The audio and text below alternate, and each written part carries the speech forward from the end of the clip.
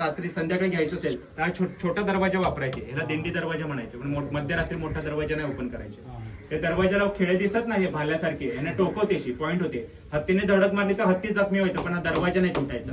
कळलं तुम्हाला? हे आतमध्ये पहारेकरांची बसायची जागा आहे. दरवाजाला सुरक्षा देण्यासाठी आतमध्ये पहारेकरी थांबायचे. याला महाद्वाराचं ठिकाण म्हणतात, महाद्वार. कळलं तुम्हाला? हे सगळं शिवाजी महाराजांच्या काळातलं बांधकाम आहे, पण सिमेंट नाहीये. शिवाजी महाराजांच्या काळात सिमेंटचा शोध लागला नव्हता. हे चुना आहे, सगळा चुना.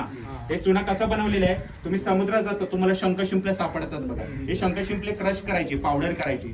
त्याच्यामध्ये काळा गुळ, समुद्राची वाळू, रेती, खडी, भेंडीचा रस, भाजी खाता ती भेंडीचा रस, उडीदाची डाळ, बेलफळ, कात, झाडाचा डिंक, तांदळाची तुसं, घेवड्याचं बीज आणि मेथीचे दाणे.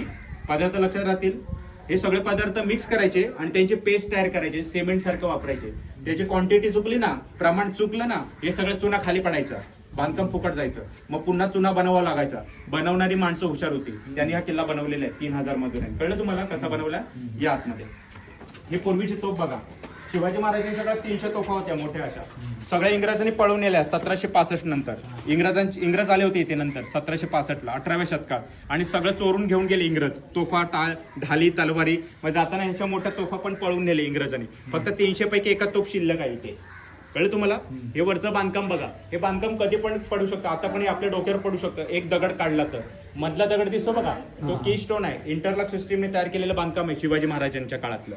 एक दगड काढला तर सगळे दगड खाली पडणार. याचं प्लॅनिंग शिवाजी महाराजांनी केलं होतं. जर शत्रूने हा दरवाजा तोडून सगळं शत्रूंचं सैन्य किल्ल्यामध्ये घुसलं तर आपल्याकडे शेवटचा ऑप्शन असणार त्यांना थांबवायचा. इथल्या एका मावळ्याला पहारेकऱ्याला वरती पाठवायचे आणि बरोबर मधला दगड काढायला सांगायचे. तो मधला दगड की स्टोन काढला, चावी असलेला दगड, ते सगळे दगड खाली पडायचे आणि हा रस्ता ब्लॉक व्हायचा.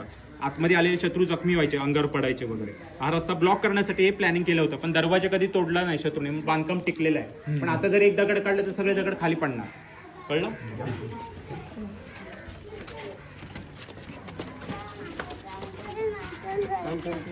किती गर्दी आहे बाबा.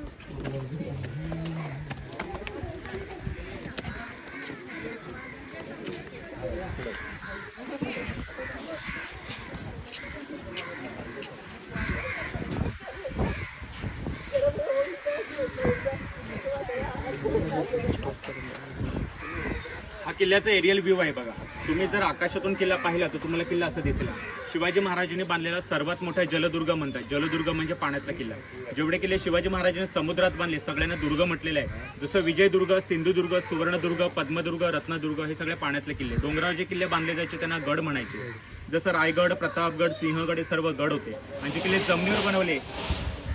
जमिनीवर बनवले जायचे त्यांना